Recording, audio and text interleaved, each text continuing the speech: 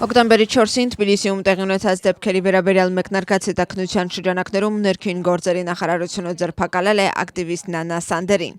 Այս մասին երեկոս երեկոյան հայտարարել են գերատեսչությունից։ Ինչպես նշել են նախարարությունում, շարունակվում են համապատասխան քննչական գործողությունները, հանցագործության մյուս մեղավորներին բացահայտելու եւ նրանց քրեական պատասխանատվության ենթարկելու համար։ Տեղեկացնենք, որ հետաքննությունն ընթանում է քրեական օրենսգրքի 317-րդ, 222-րդ, 225-րդ ու 187-րդ հոդվածներով։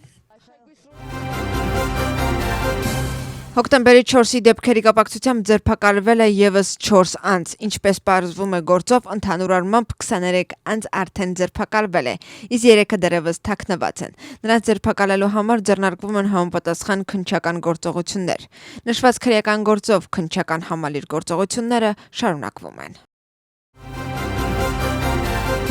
Հոկտեմբերի 4-ի բողոքի ցույցի համար ձերբակալված 13 անձանց 3 այցելել են իրավապաշտպանները։ Փաստաբաններն ուշ երեկոյան լքել են Զահեսի ժամանակավոր կալանավայրը։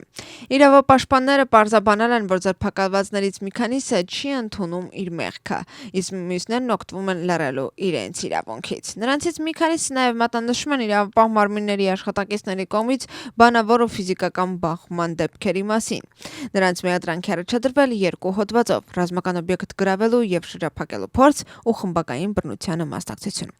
Հետաքննությունը պարզել է, որ մեղադրյալները տարբեր առարկաներ են նետել իրավապահ մարմինների աշխատակիցների վրա, ինչպես նաեւ ֆիզիկական բռնության են ենթարկել նրանց։ Դատախազության պնդմամբ բռնի գործողությունները նախապես կազմակերպված են եղել։ Դատարանն այսօր կորոշի մեղադրյալների նկատմամբ կիրառված խափանման միջոցների վերաբերյալ։ Վրաստանի խորհրդարանի նախագահն առաջին ալիքի եթերում խոսել է զարգացումների մասին։ Շալո Պապուաշվիլին գնահատել է ընտրությունների արդյունքները եւ խոսել նաեւ չկայացած այսպես կոչված խաղաղ տապալման մասին։ Նրա խոսքով հանրահավաքին ներկա յուրաքանչյուր քաղաքացի գիտեր, որ գնում է Ռուսթավելի պողոտա կառավարությունը տապալելու նպատակով։ ԵՀԿ Ժահմիգ Կոչյանում Վրաստանի իշխանություններին հարգել խաղաղահավաքների եւ արտահայտման իրավունքները, ինչպես նաեւ ապահովել, որ քաղաքացիական հասարակությունը կարողանա ազատորեն ու անվտանգ կերպով իրականացնել իր կարևոր գործունեությունը։ Հայտարարության մեջ կարդում ենք. խաղաղ ցուցարարները շարունակում են ձերբակալվել եւ տուգանվել Վրաստանում իրենց իրավունքներն իրականացնելու համար։ Իշխանությունները պարտավոր են պահպանել ԵՀԿ մարդու իրավունքների նկատմամբ իրենց պարտավորություններն ու միջազգային պարտավորությունները, այդ թվում խաղաղ հավաքների իրավունքի հարգումը։ Մենք կրկին կոչ ենք անում Վրաստանի իշխանություններին ապահովել, որ քաղաքացիական հասարակությունը եւ մարդու իրավունքների պաշտպանները չդառնան թիրախ ու նրանց ձայնը լսելի լինի, քանի որ նրանց աշխատանքը կարևոր է կենսունակ ժողովրդավարական հասարակության զարգացման համար,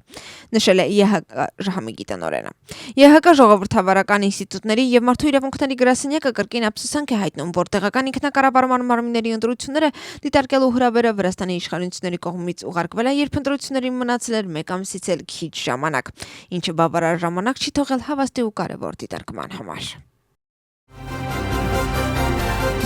Եվրախորհրդարանի 5 պատգամավոր Վրաստանի վերաբերյալ տարածել է հայտարարություն։ Համատեղ հայտարարությունը ստորագրել են Դեյվիդ Մաքալիստերը, Ռասա Յունկևիչենեն, Մունիր Սատուրը, Սերգեյ Լագոդենսկին եւ Նիլս Ուշակովսը։ Հայտարարության մեջ կարդում ենք. Վրաստանում 2025 թվականի հոկտեմբերի 4-ի տեղական ինքնակառավարման մարմինների ընտրությունները տեղի են ունեցել սահմանափակ միջավայրում։ Ինքնահռչակ վրացական երազանքի կառավարության կողմից քաղաքացիական հասարակության, անկախ լրատվամիջոցների ու քաղաքական ընդդիմության նկատմամբ ամիսներ շարունակ իրականացված ճնշումների համատեքստում։ Մենք դատապարտում ենք այն փաստը, որ իշխանությունները փաստացի խոչընդոտել են վստահելի ընտրությունների դիտորդների ներկայությունը։ Ուշացած հրավեր ուղարկելով ԵՀԿ Ժահմիգին եւ սահմանափակելով քաղաքացիական հասարակության կազմակերպություններին դիտարկել։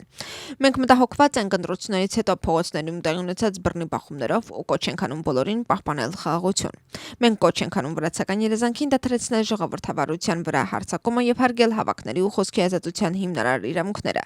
Դադարեցնել ցուցարարների ձերբակալություններն ու ազատ արձակել անօրինական կերպով ձերբակալվածներին, ասվում է հայտարարության մեջ։ Հեղինակները դատապարտում են Եվրամիության դեմ աճող ագրեսիվ քարոզարշավը եւ վրացական երազանքին դիմադիր կուսակցություններն արգելելու մտադրությունը։